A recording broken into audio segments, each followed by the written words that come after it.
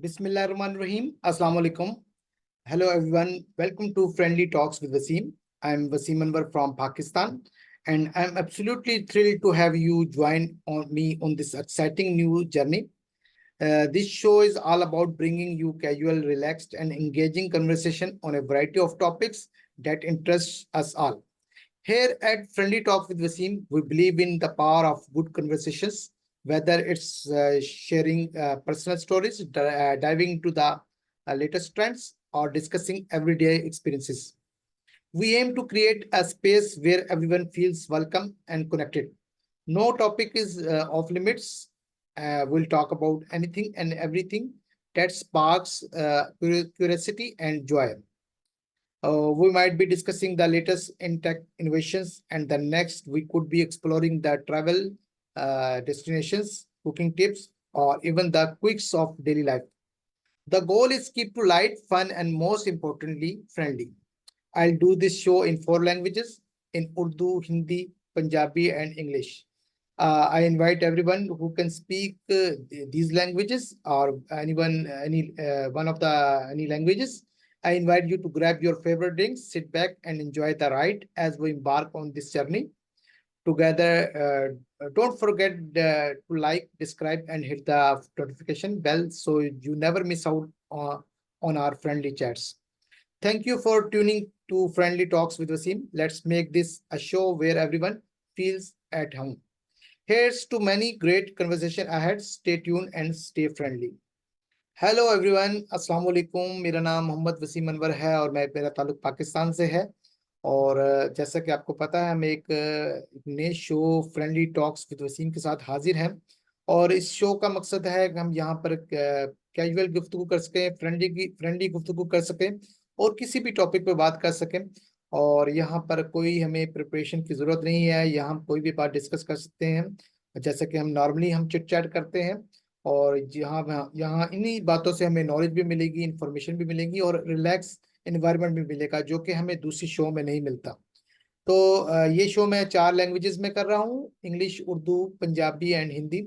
और आप इनमें से कोई भी लैंग्वेज अगर बोल सकते हैं तो आप इस शो का हिस्सा बन सकते हैं और आप मुझे मैसेज सेंड कर सकते हैं। तो आप इस शो से जुड़े रहिए और चलते हैं हम अपने नेक्स्ट गेस्ट की तरफ, जो कि आज के हमारे शो का हिस्सा है। Today's show language is Hindi. So let's start this show. Welcome to both of you. अस्सलाम वालेकुम। मेरा नाम वसीम अनवर है और आज ये फ्रेंडली टॉक्स विद वसीम का पहला शो है। और आज हम इस शो में जो हम 4 लैंग्वेजेस में कर रहे हैं: उर्दू, हिंदी, पंजाबी और इंग्लिश। और आज का शो हिंदी में है। और आज की शो की जो स्पेशल गेस्ट हैं उनका ताल्लुक इंडिया से है। हम उनके बारे में डिस्कशन करेंगे और कैजुअल टॉक होगी, फ्रेंडली वे में होगी। हम किसी भी टॉपिक में बात कर सकते हैं, कोई एक टॉपिक नहीं होगा। तो हम चिट चैट की तरह करेंगे, रिलैक्स मूड में करेंगे। इवन हम ये चाय का कप पीते हुए ये बात कर सकते हैं, इसमें कोई ऐसी बात नहीं। तो मैं वेलकम करना चाहूँगा। सबसे पहले मैं वेलकम करूँगा सुमांकी यादव जी। हेलो सुमांकी जी, कैसी हैं आप?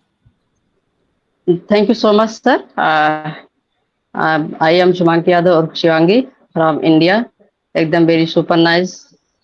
अच्छी हूँ sir. Thank you. And Sonali गुर्दे। एक्चुअली मैं आई एम सॉरी अगर I am speaking any wrong pronunciation. अगर मैं रॉन्ग प्रोनाउंसिएशन कर रहा हूँ, आप अपना नाम जरा खुद ही अनाउंस कर दें। सोनाली जी तो मैं कहता हूँ जी। सोनाली जी। Yes, I am Sonali from Amravati, Maharashtra, and I am totally nice, very fine, takatak. Thank you. Very good, very good, very good.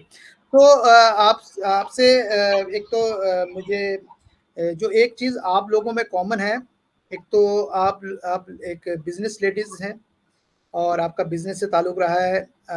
Unlike जो अदर लेडीज हैं जो कि होम मेकर हैं या हाउस वाइफ हैं जिन्हें आप कहते हैं, तो आप में एक करेज है, जो एक स्पार्क है और आप में कुछ करने की जरूरत है जिसकी वजह से आप यहाँ पर हैं। तो मैं पहला जो मैं जो सवाल करना चाहूँगा, जो कि दोनों में कॉमन है, आप लोगों का ताल्लुक किसी ना किसी हवाले से एमएलएम में रहा है। तो एमएलएम को आप आपका तजर्बा कैसा रहा और आप कैसे इस चीज़ को देखती हैं? तो पहले मैं पूछना चाहूँगा सुमांकी जी को, फिर सोनाली जी आप बात कीजिए। जी सुमांकी जी शुरू कीजिए। जी सर, यस सर। मतलब इंडस्ट्री से सर एक वहाँ टाइम फ्रीडम मिलता था कि वो अपने मन का बिजनेस होता है। हम जब तक चाहे उतना हम कर सकते हैं जितने मेरी नीड है। सबसे बड़ी ये चीज है कि हमें वहाँ कोई बाउंडेशन नहीं रहता, अपने मर्जी के मालिक होता है। ये हमें वहां से मिला और हमें लोग मिले, हमारी पहचान बनी और हमें जो चाहिए था हमें वो भी मिला। सही है, सही है। और जी जी, सोनाली जी। यस, तो एमएलएम इंडस्ट्री में मुझे एक्सपीरियंस एक बहुत अच्छा आया। एक्चुअल में उस इंडस्ट्री में काम करने के बाद मुझे अच्छे लोग मिले। डेफिनेटली कुछ प्रॉफिट नहीं हुआ, लेकिन अच्छे लोगों के साथ मुझे बहुत अच्छा एक अनुभव रहा मेरा। तो उसके बारे में बिल्कुल मैं आपके साथ एक बात शेयर करूंगी कि एमएलएम इंडस्ट्री में काम करने के बारे में बहुत सारे लोग नेगेटिव वे में बात करते हैं, लेकिन एक्चुअल में बिजनेस का जो स्ट्रेटेजीज है आज के डेट में, एमएलएम इंडस्ट्री में जो बिजनेस स्ट्रेटेजी होती है, वो सारी चीजें भी समझना हमारे लिए बहुत इंपॉर्टेंट है। क्योंकि आज के डेट में बहुत सारे लोग टेक्नोलॉजी से जुड़े नहीं है, एमएलएम इंडस्ट्री से काम कर रहे हैं। तो अगर आपके अंदर एक एमएलएम इंडस्ट्री के जैसे जो एक वो बातें जो अगर नहीं होती, तो हम इस इंडस्ट्री के साथ जुड़ने के पहले का अनुभव अगर हमारे बीच में नहीं होता, तो ऑब्वियसली हम जस्ट जब जब टेक्नोलॉजी से जुड़े हैं तो हमें ये सारे लोगों के बारे में हमें पता नहीं होता। तो यही एक अनुभव बहुत अच्छा रहा मेरा 4 साल से। जी बिल्कुल बिल्कुल। और देखिए, मैं एमएलएम को ये समझता हूँ कि एमएलएम को मैं बुरा नहीं कहता, लेकिन इस बिजनेस मॉडल को मैं फेल इसलिए समझता हूँ क्योंकि मेरी ऑब्जर्वेशन रही है इस हवाले से। क्योंकि इसमें अगर आप एक्टिव हैं और आपकी टीम एक्टिव नहीं है तो आप फेल हो जाते हैं। उसमें सब लोगों का एक्टिव होना ज़रूरी है। फॉर एग्जांपल, अगर आप 10 लोगों को ज्वाइन करा देते हैं तो आप में इतनी यानी एबिलिटी है, तो ज़रूरी नहीं है आपके नीचे जो 10 लोग हैं वो भी आगे उसको कंटिन्यू कर सकेंगे। तो आप एक हद तक तो आप कमीशन या अर्न कर सकेंगे, लेकिन उसके बाद आप स्टक हो जाते हैं। तो ये चीज़, ये थोड़ा-सा ये है कि यहाँ पर हर शख्स कामयाब नहीं है। यहाँ पर जो टॉप पर लोग होते हैं वो कामयाब हो जाते हैं, जो नीचे होते हैं डाउन में वो किसी न किसी जगह पे जाकर नाकाम हो जाते हैं। तो ये चीज़ है। लेकिन हर एक का अपना एक्सपीरियंस है। हर एक जो कामयाब है वो इसको कामयाबी की नज़र से देखता है, लेकिन जो इसको सही तरह कर नहीं पाते तो वो इसको नाकाम मॉडल समझते हैं। लेकिन होता ये है कि आपकी अपनी एबिलिटी होती है कि आप अपने आप को किस लेवल पे समझते हैं। अगर आप उस चीज़ को करने का अहल समझते हैं तो आप वो कीजिए, अदरवाइज़ ना कीजिए मेरे ख़्याल में। लेकिन हम लोग तजुर्बे भी बहुत करते हैं, एक्सपेरिमेंट बहुत करते हैं, तो ये चीज़ भी है। अच्छा, ये बताइए कि आप सुमंकी जी, आप ज़रा अपनी क्वालिफ़िकेशन के बारे में बताइए, तो थोड़ा इसके बारे में बात कीजिए। जी वसीम भैया, हमारा डबल बीए है, डबल एमए है, लॉ भी हमने किया है। क्योंकि सपने बड़े होते थे ना, हमने जैसे जैसे लोगों के साथ मिलते गए, सपने बड़े होते चले गए, ऊंचाइयां, तो फिर हमने नीचे की तरफ कभी देखा भी नहीं। तो एक लॉ करने के बदला थोड़ा सा और हुआ, और भी पहचान बढ़ी। जी, सही हो गया। इतनी हमारी तो कंप्लीट थी, लेकिन जो नीड थी वो नहीं मिला। तो एज ए लॉयर आपका वहाँ पे इंटरेक्शन मुख्तलिफ लेडीज से भी होता होगा, तो तो आपका यस। कैसा तजुर्बा रहा? क्योंकि यहाँ आप एक बहुत करेज वाली लेडी हैं, बहादुर लेडी हैं, तो वहाँ पर आप उनको कैसे मोटिवेट करती थी और आपके सामने किस किस्म के लोग आते थे, जरा उसके बारे में थोड़ा बताइए। किस्म के जैसे कि है वो फैमिली वाले ज्यादा आते थे। फैमिली कोर्ट जो होती है, घर के विवादे, जैसे कि पति और हस्बैंड का ज्यादा ही होता था। लेकिन मेरी क्या वो थी वसीम भैया, मैंने किसी से फीस नहीं लिया। हमारे साथ 11,000 महिलाएं गरीब जुड़ी हुई हैं, जिनके पास कुछ भी नहीं होता। ये जुड़ी रहती ना कि मैम हम यहाँ से आते हैं, हमारा काम नहीं होता था, और मुझे बहुत दुख होता है कि जो हम यहाँ फीस दे के चले आते थे। पीड़ा होती थी, मुझसे ये सहा नहीं जाता था। मैंने उनकी एप्लीकेशन अपने जेब से सारा चीज उनकी सुनना, मैंने कहा मैं आपके लिए एक प्रोजेक्ट बनाई हूँ। तो वो जब प्रॉब्लम बताती थी, वो ना ही मैं मैकेस होती हूँ और ना ही ससुराल से मुझे कुछ करना है। मैं छोटा से एक मशरूम की खेती स्टार्टअप कराती थी कि आप अपना दाल रोटी चलाइए, बाकी एक कचहरी के चक्कर छोड़ दीजिए। आप अगर मेरी बात मानते हैं तो ये समझौता कराने का मैंने ज्यादा कोशिश किया। क्योंकि देखिए, मुझे हर वकीलों की तरह नहीं बनना था, 3 साल उनको झिलाना और अपना फायदा बनता और भाड़ में जा जनता, ये काम नहीं करना था। तो मैंने ये खेती कराना शुरू किया और हमारा वहां से रुझाने खत्म हो गए। क्योंकि सोशल एक्टिविटी में मुझे काम करने में बहुत अच्छा लगता है। मुझे अपने से ज्यादा उन दूसरे को लिए मैंने जीना सीखा। आज भी वो हमसे जुड़ी हुई हैं, तो ऐसे हम उन्हें मोल्ड कर देते थे। अगर आपको शादी करनी है तो केस से बाहर आ जाइए, नहीं करनी है तो आप लड़िए, मेरा कोई दोष नहीं है। तो सब भी संतुष्ट होती थी। हमने कहा अगर आप अपना पर्सनल खर्च चाहते हैं तो आप इसको भूल जाइए। मुझसे लोग नाराज होते थे कि आप क्लाइंट को क्यों ऐसा तोड़ रहे हैं। हमने कहा ये हमारे लोग हैं, मैं ऐसा कभी 1 रुपए इनका बर्बाद होने नहीं दूंगी। तो ये एक तरीका से समझा देती थी, और आज भी मशरूम की खेतियां कराती हूँ जाकर के, लोग इनकम कर रहे हैं जी। जबरदस्त। बल्कि ये सोच भी आई थिंक ये बहुत कम लोगों में होती है। नॉर्मली यहाँ पर लेग पुलिंग करने वाले, टांग खींचने वाले ज़्यादा लोग होते हैं। अगर नॉर्मली देखा जाए तो बहुत से लोग जो कामयाब होते हैं वो दूसरे लोगों को कामयाबी की तरफ देखना नहीं चाहते, आगे बढ़ने नहीं देना चाहते। तो मैं अप्रिशिएट करता हूँ आपके इस एफर्ट पर। तो आपका बिजनेस एक्सपीरियंस कैसा रहा है? आपके बिजनेस द्वारा आपने इसके अलावा भी कुछ किया या सिर्फ लॉ ही किया आपने? नहीं, यस यस, मैंने रेड चिप होते हैं शूज, जो आप लोग शूज पहनते हैं, उस पे हमने सुपरवाइजर किया कानपुर से। हमारे यहाँ दिल्ली है, वहाँ मदरसन कंपनी है, जो हम गाड़ियां चलाते हैं मारुति का, उस पार्ट में मुझे भी खींचना पड़ता था इधर से उधर। मैंने वहां पे सुपरवाइजर बनी, अच्छी खासी मेरी सैलरी थी। उसी के बीच में मैंने मतलब इंडस्ट्री को छोड़ा ही नहीं। तो ये अच्छा एक्सपीरियंस रहा। संघर्ष बहुत था वसीम भाई, मैंने संघर्ष से कभी पीछे नहीं हटी, क्योंकि मेरे माइंड में यही था। लोग कहते थे लोग क्या कहते हैं, आप क्यों बाहर जाती है। मैंने कहा मुझे लोगों की बात नहीं सुनना है, क्योंकि मेरे अंदर ये पीड़ा थी कि जो हमारे से जुड़े हुए हैं, अगर वो हमसे कभी 10,000 मांग लेंगे तो मैं उनको कहाँ से दूंगी। तो मेरा ये नीड था, 3-3 कंपनियां में एक एक साथ जॉब करना, सारा टारगेट मैनेजमेंट करना। ये हमने किया, और ऐसे हमारा चलता था। आज भी एक छोटा बिजनेस चलता है पार्टनरशिप में। सही है। तो आप अपने स्ट्रगलिंग पीरियड को कैसे देखती हैं? शुरू से लेके अब तक आपका कैसा रहा, कैसा हाँ तजुर्बा हाँ, रहा आपका? तजुर्बा वसीम भैया, अब ये आप सोचेंगे तो कभी एक गिलास पानी का नसीब नहीं होता था। संघर्ष था कि नीड था। मैंने 5 रुपए से स्टार्ट किया, 10 रुपए तक हमने पहुंचा। ये भी हमने दिन देखी है कि कोई अगर मुझे एक गिलास पानी दे देता तो मुझे राहत मिल जाती, क्योंकि मुझे अपनी पीड़ा किसी से कहने में शर्म आती थी। मैं अपनी बात कहूँ तो कहूँ किससे कहूँ, ऊपर वाले से बात करती थी, आप ही जानो क्या होगा मेरे साथ। लेकिन मैंने संघर्ष करते करते जब पहली इनकम मेरी 1500 आई, हमने कहा कि जब 1500 मिल सकता है, ये 15,000 में भी बदल सकता है और ये लाखों में भी जा सकता है। मैंने हिम्मत कभी नहीं हारी।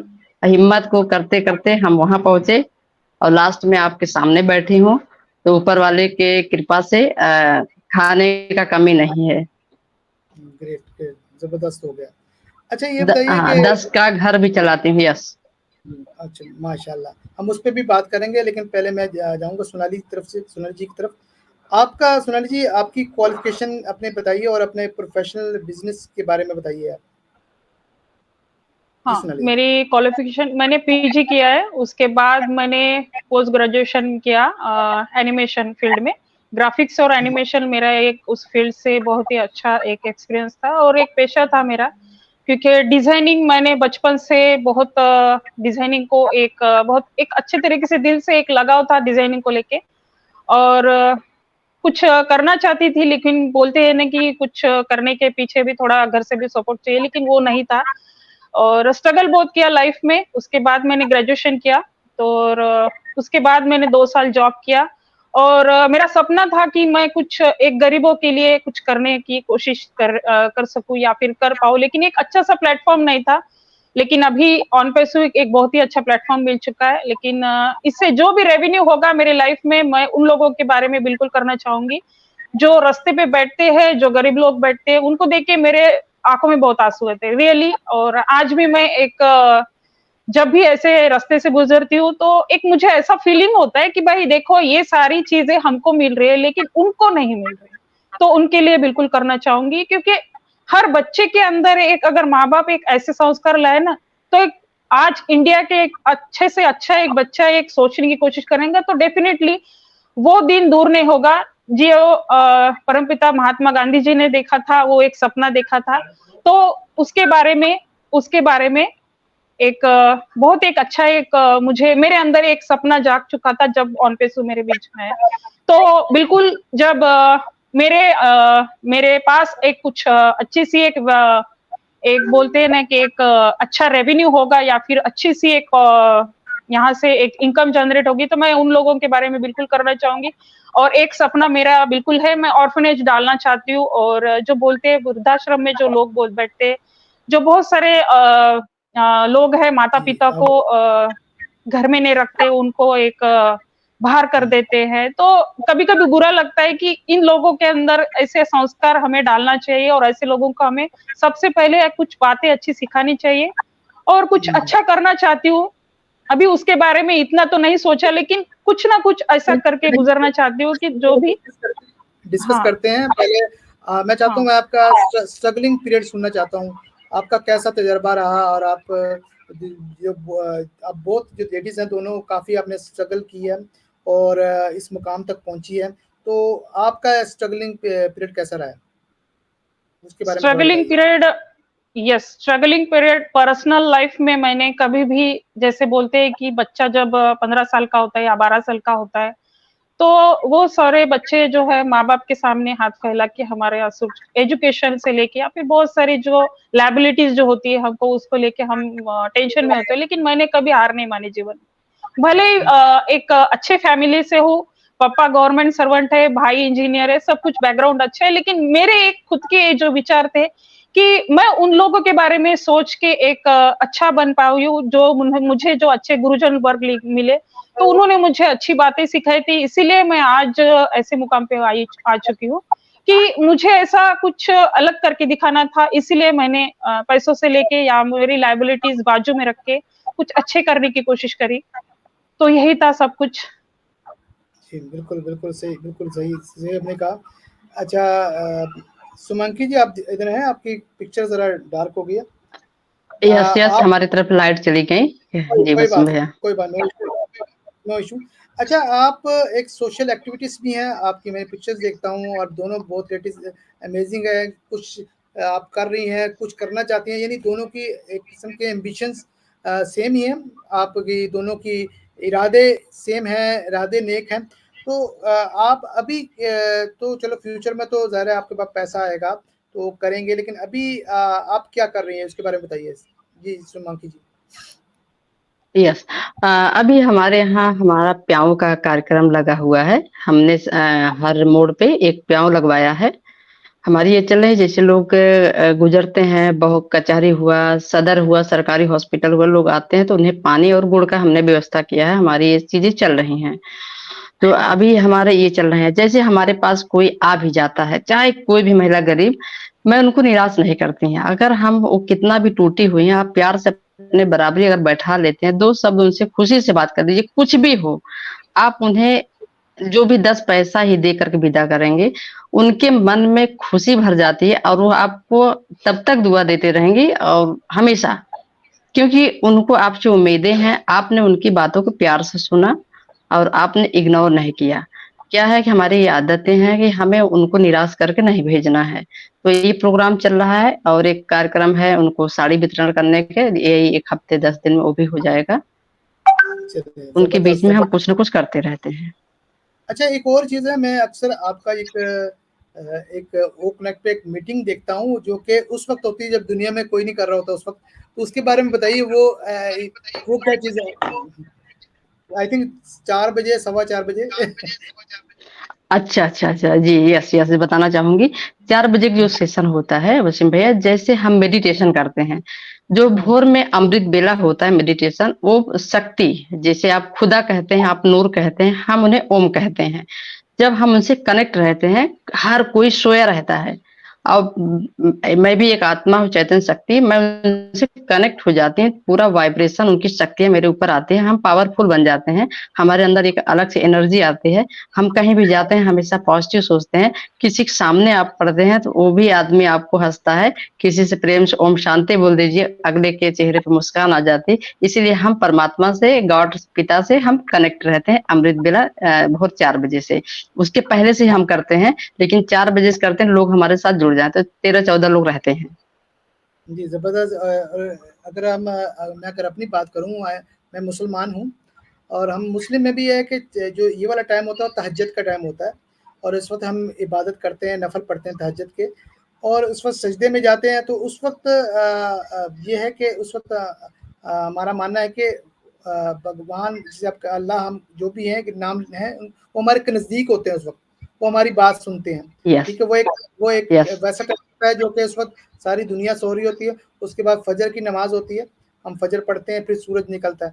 तो ये एक अमेजिंग टाइम होता है, और सुबह सुबह अगर अल्लाह का नाम, भगवान का नाम लेकर अगर आप स्टार्ट करते हैं, तो सारा दिन भी अच्छा गुजरता है, और आप में एक पॉजिटिव वाइब्स भी आती है।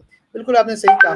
अच्छा, ये आपने कोई IAS का भी एग्जाम देने की कोशिश की थी, आप उसके बारे में बताइए कि आपने काफी स्ट्रगल की, आपने सोशल वर्क आपने किया, आपने डबल MA कर लिया, डबल BA कर लिया, लॉ भी कर लिया, तो क्या क्या करेंगी आप? यस नहीं नहीं, अभी पढ़ाई हमने कोई नहीं रखा, क्योंकि अभी कुछ भी नहीं करना है। हमारा PCS 2012 में हमने वहां से पास किया, हमारा निकला भी, इंटरव्यू भी हुआ, बट वहां पे किसी इशू से उसमें नहीं हो पाया, तो फिर हमने इग्नोर कर दिया। अब मुझे कोई जॉब नहीं करनी है।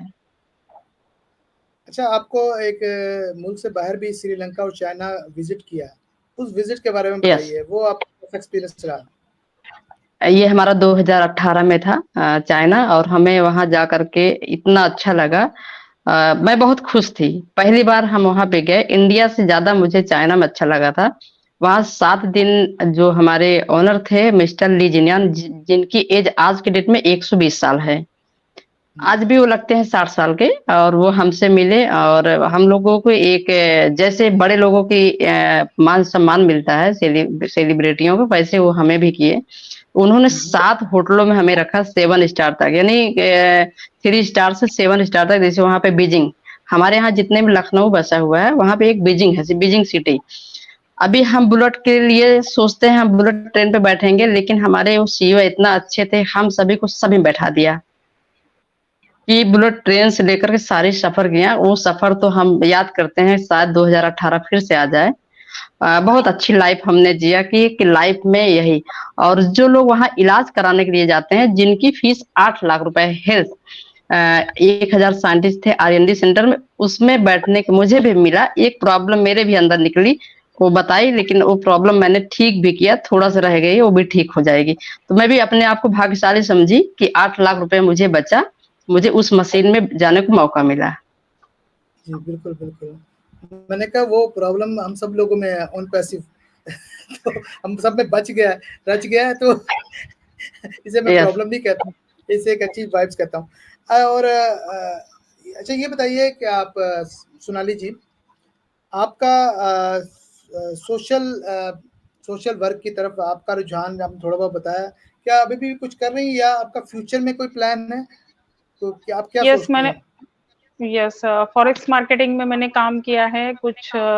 यस डेफिनेटली उसमें कुछ लॉसेस हुए हैं, और नहीं नहीं, सोशल एक्टिविटीज के बारे में बिल्कुल कहूंगी कि जी सोशल सर। एक्टिविटीज के बारे में, जैसे मैंने एक जैसे ऑर्फनेज में हमेशा मैं जाती हूँ, वहां से कुछ लोग मुझे सपोर्ट करते हैं, और कुछ जो हमारे नगर सेवक जो होते हैं ना, नगर सेवक हम बोलते हैं उसको मराठी में, तो आई थिंक सो आप उसको मराठी में जानते नहीं कि भाई नगर सेवक को क्या कहता है हिंदी में।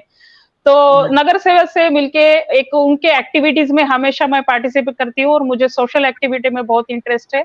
कुछ ऐसी महिलाओं के साथ मैं मिलजुल के काम करना चाहती हूँ, जो जैसे बोलते हैं ना कि आज के डेट में जो सिलाई मशीन का जो शुरू है, आज के डेट में एक बिजनेस शुरू है, जैसे कि बहुत सारी महिलाएं जैसे घर से टूट चुकी है, उनके शौहर जो है उनके ऊपर अत्याचार करते हैं, तो वो कुछ कर नहीं पाती है, क्योंकि उनके इतना फ्रीडम नहीं होता है बाहर निकल के कुछ करने का। ऐसे लेडीज के बारे में डेफिनेटली मैं लाइफ में कुछ ना कुछ कर जाऊंगी, क्योंकि मेरे अंदर वो चीज ऑन पेसू ने डाल चुकी है। तो ऑन पेसू जब से आया, मैंने एक ख्वाब देखने का एक जो स्टार्टअप कर चुकी हूँ। ऐश मुफारे सर ने जब से ये ख्वाब दिखा है, तब से मैं भी कुछ ऐसे जैसे ऐसे एम्स के ऊपर एक कंसंट्रेशन से काम करने की कोशिश कर रही हूँ। तो डेफिनेटली आने वाले टाइम ये सब कुछ मैं करने की कोशिश करूंगी, और वो कर भी गुजर जाऊंगी, करके गुजर जाऊंगी। तो ऐसे मेरे ख्वाब है। हम पैसे की, माशाअल्लाह अगर बहुत जल्दी अगर सब कुछ हो गया, तो 2026 में कुछ एक मेरी एक संस्था डालूंगी, मैं यहाँ पे संस्था डालूंगी और अच्छे तरीके से काम करने की कोशिश करूंगी। चलें चलें मैं आपको ये बताना चाहूँगा कि ऑलरेडी हमने एक आइडिया ऐश को शेयर किया है और ऐश ने अप्रिशिएट भी किया है। और बिजनेस विद कहते हैं ह्यूमैनिटी के साथ बिजनेस भी होगा और सोशल वर्क भी होगा। तो वो आइडिया भी हम आपसे शेयर करेंगे। जब आपका कोई ऐसा प्लान हो तो आप डिस्कस कीजिए, हम आपको आइडिया शेयर करेंगे, आप उसको इम्प्लीमेंट करें। पसंद आएगा तो आयश को बहुत पसंद आया तो वो लेकिन ये अभी जो आजकल की सिचुएशन है तो ये सिर्फ 1 साल के बाद ही हो सकेगा इम्प्लीमेंट, जब हम फाइनेंशियली ज़्यादा स्ट्रॉन्ग होंगे और उन चीज़ों को देख सकेंगे। क्योंकि अभी तो ये चीज़ें ऐसा स्टेबल होंगी, आपको पता है ये जो ऑन पैसिव की चीज़ें हैं और इसको थोड़ा टाइम लगेगा। अच्छा, आप 2D 3D एनिमेशंस की बात करती हैं तो इसको आप कैसे रिलेट करती हैं एआई से? और एआई के बारे में थोड़ा बताइए, इसकी इम्पोर्टेंस के बारे में बताइए, क्योंकि आप एक प्रोफेशनल इस चीज़ में हैं, तो आप उसको कैसी नज़र से मेरा देखती हैं? यस मेरा प्रोफेशन एक्चुअल में 2D एनिमेशन में नहीं था, मेरा प्रोफेशन ग्राफिक्स में था। और ग्राफिक्स हुँ। में ड्रीमवीवर सॉफ्टवेयर है और फोटोशॉप है, कोरल ड्रॉ है। जी, जी। इसके वर्जन्स आज के डेट में मार्केट में बहुत सारे वर्जन्स आ चुके हैं। तो इसके हुँ। ऊपर मैंने जॉब किया ग्राफिक्स को लेके और मेरी सैलरी थी 15,000 के अकॉर्डिंग। लेकिन वो मेरे लिए इतने अफोर्डेबल नहीं थे और डेफिनेटली कुछ प्राइवेट प्रोजेक्ट के ऊपर काम किया, जैसे कि बहुत सारी कंपनीज के प्राइवेट प्रोजेक्ट है उसमें मैंने पार्टिसिपेट किया। और उसके बाद की जो जर्नी थी, जैसे एमएलएम में काम किया, फिर एक जैसे एक थोड़ा थोड़ा कुछ कुछ जर्नी थोड़ा अलग अलग होता रहा, जर्नी में कुछ नए नए पड़ाव आते थे, तो ठीक वैसे ही गाड़ी चलती थी। हुँ। लेकिन मेरा 2D एडिशन में काम करने का बहुत मन था, लेकिन कुछ घर से थोड़ा सपोर्ट नहीं था इसके बारे में कि भाई बेटी जब होती है ना, बड़ी होती है, तो माँ बाप इस चीजें से एकदम बाहर जाने का थोड़ा उनको फ्रीडम नहीं होता। ठीक वैसे ही मुंबई में बहुत सारे जॉब्स थे उस टाइम में, लेकिन घर से थोड़ा मुझे सपोर्ट नहीं था। सो जी, इसके लिए थोड़ा उस जी। फील्ड से थोड़ा बाहर रही। जी, जी, सो बिल्कुल, ठीक। बिल्कुल। नो डाउट हम एआई की बात करते हैं, एआई के बारे में हमें भी नहीं मालूम था जब हम ऑन पैसिव में जॉइन किया। लेकिन उससे ऑन पैसिव के जब स्टार्टिंग डेज़ में मैं इसके बारे में स्टडी कर रहा था, तो मुझे जब ये कहा गया था कि एक ऐसी कंपनी है जो कि आर्टिफ़िशियल इंटेलिजेंस बेस है, क्योंकि मैं उस वक़्त डेटा साइंस को स्टडी कर रहा था, आर्टिफ़िशियल इंटेलिजेंस को।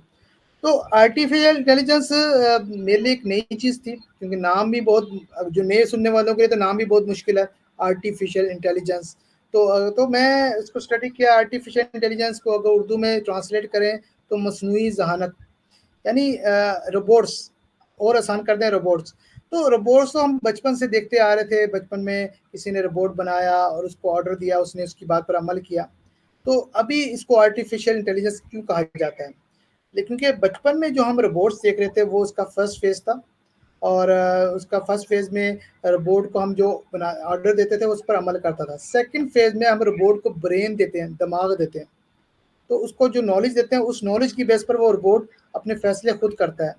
फॉर एग्ज़ाम्पल, एक रोबोट है, उसे आप एक कैट की तस्वीरें, 1 लाख तस्वीरें, वीडियो, पिक्चर्स वगैरह सब दिखा दें कैट की, तो वो क्या होगा कि जब उसके सामने कोई बिल्ली गुज़रेगी, कैट गुज़रेगी, तो वो रोबोट बताएगा ये कैट है, इसकी एज इतनी है, इसका रंग ये है, पूरी नस्ल, पूरी हिस्ट्री बता देगा, जो कि हमें भी नहीं मालूम नहीं होगा, क्योंकि हम भी हर चीज़ के बारे में कंप्लीट नॉलेज नहीं रखते। हमें नहीं पता कि बिल्ली तो गुज़र रही है, ये तो पता है, लेकिन कौन-सी नस्ल की है, हर किसी को नहीं पता। तो और लेकिन वो बताएगा। लेकिन जब उसके सामने कोई कुत्ता या चूहा या कोई और जानवर गुज़रेगा, वो कहेगा मैं नहीं जानता ये क्या है। तो इसकी वजह ये है, उसे नॉलेज ही बिल्ली का दिया गया। तो वो उसकी वजह, इसकी बेस पर पूरे फैसले करता है। अगर इसकी मिसाल दी जाए, टेस्ला कार्स आ रही हैं आजकल, ऊबर की तरह आप उन्हें सर्विसेज के लिए बुलाते हैं गाड़ियों को। गाड़ी जब आती है उसमें कोई नहीं होता, खाली होती है। वो आप ऑनलाइन पेमेंट करते हैं, ऑनलाइन डेस्टिनेशन डालते हैं, उसमें बैठ जाते हैं, वो गाड़ी आपको अपनी मंजिल पर पहुंचाती है। तो वो अब देखा जाए तो गाड़ी ने जब लेके जाना है तो ट्रैफिक भी होगी, रश भी होगा और मंजिल भी, किसी की डेस्टिनेशन इस तरफ है लेफ्ट पे, किसी के राइट पर, और बाज़ दफ़ा में स्लो ट्रैफिक होगी, तो ये गाड़ी लेकिन पहुँचा रही है। हो सकता है इसमें गूगल सेंसर डाला हो या ट्रैफिक गूगल मैप डाला हो, ट्रैफिक सेंसर हो, तो ये सारा काम एआई ने किया हुआ है। एआई ने कैसे किया हुआ है कि अगर ऐसे हो जाए तो गाड़ी को रोकना है, इस मैप को फॉलो करना है, अगर यहाँ से रूट बनता है तो आपने इस तरह जाना है, तो सारा कुछ उन्होंने पहुँचा देना है। तो ये एआई काम कर रही है। दूसरी एग्जांपल मैं आपको दूँ अगर, तो ये अगर आप कोई नोटिस करें यूट्यूब में जब आप कोई सर्च करते हैं तो उससे रेलिवेंट सर्चेज नजर आना शुरू हो जाती है। फॉर एग्जाम्पल, आपको अगर स्पोर्ट्स पसंद है तो आप स्पोर्ट्स के बारे में सर्च करेंगे, कोई वीडियो देखेंगे, स्पोर्ट्स से रेलिवेंट वीडियो नजर आना शुरू हो जाएंगी।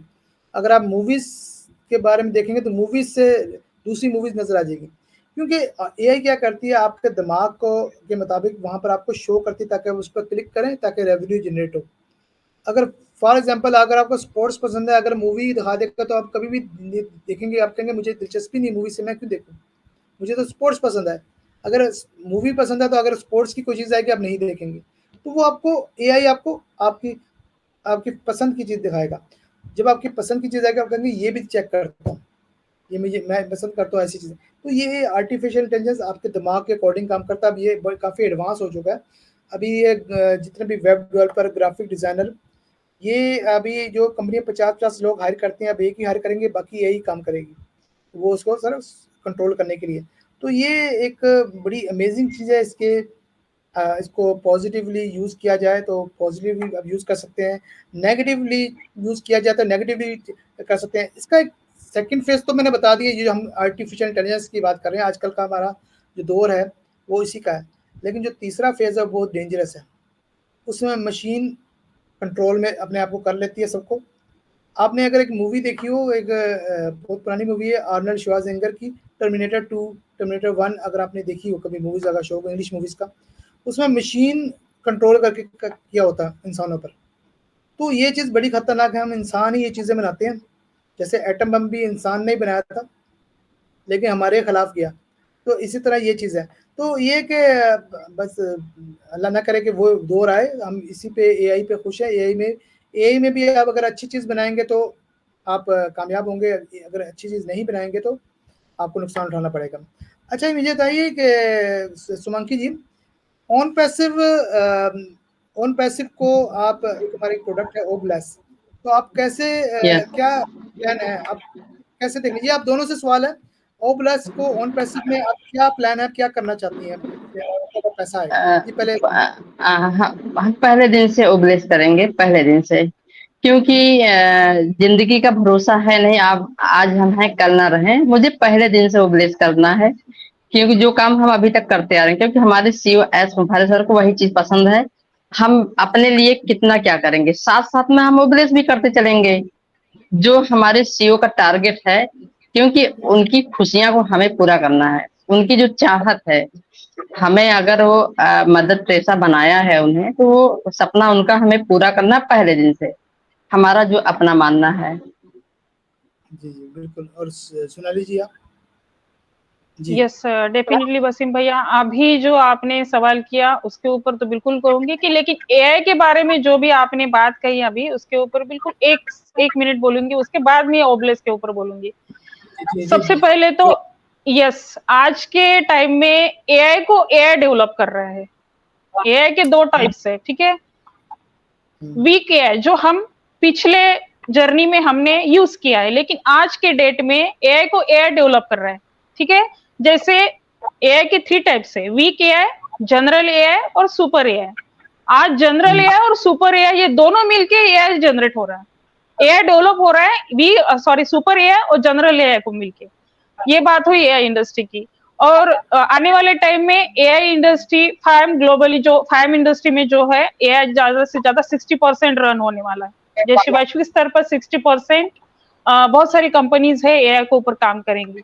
ये हो गया। अभी ओबलेस के लेके मैं बिल्कुल कहूंगी कि सबसे पहले ओबलेस एक ऐसी बहुत अच्छी एक अच्छी अपॉर्चुनिटी हमारे बीच में है ओबलेस को लेके।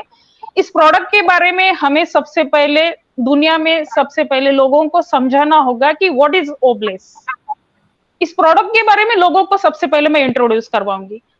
जिस टाइम में मेरे पास अच्छे डॉलर्स आएंगे, अच्छा रेवेन्यू आएगा, तो ओबलेस को लेके मैं बिल्कुल लोगों को, कुछ महिलाओं को एक इसमें लाने की कोशिश करूंगी कि भाई देखो, ओबलेस एक ऐसी अपॉर्चुनिटी हमारे बीच में आई है कंपनी की तरफ से कि जिसको लेके हम उन लोगों तक पहुंच सकते हैं जो बोलते हैं कि आज के डेट में अगर मुझे, ठीक है, अभी कहाँ पे अर्थक्वेक हो गया, वहां पे मुझे कुछ फंड ट्रांसफर करने हैं, तो मैं कुछ ऐसे लोगों के बीच में कुछ एक अच्छा सा एक फंड वहां पे एक कलेक्ट करने की कोशिश करूंगी, एक ओब्लेस को लेके मैं वहां पे काम करने की कोशिश करूंगी।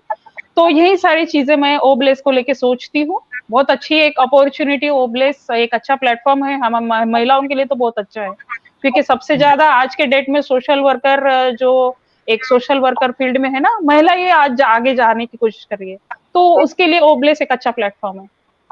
जी, जबरदस्त जबरदस्त। Thank you very much. आप सब दोनों का बहुत बहुत शुक्रिया और बहुत मज़ा आया। इसका टाइम का पता नहीं चल सका और इंशाल्लाह हम नेक्स्ट सेशंस में भी आपसे दोनों से मुलाकात होगी और इस प्लेटफॉर्म के थ्रू ना हुई, किसी और प्लेटफॉर्म में होगी। तो ये बहुत कुछ मुझे यहाँ पे नॉलेज भी मिला और आप लोगों के बारे में जानने का मौका मिला। Thank you very much you both ladies, these both ladies from India and professional businesswomen, social activists, philanthropists, and they are very kind-hearted. They want to do too much regarding Oblast. They want to do many things. So thank you very much. You joined this session. आप लोगों का बहुत बहुत शुक्रिया। Next किसी session में मुलाकात होगी। अल्लाह हाफिज, बाय बाय। Thank you.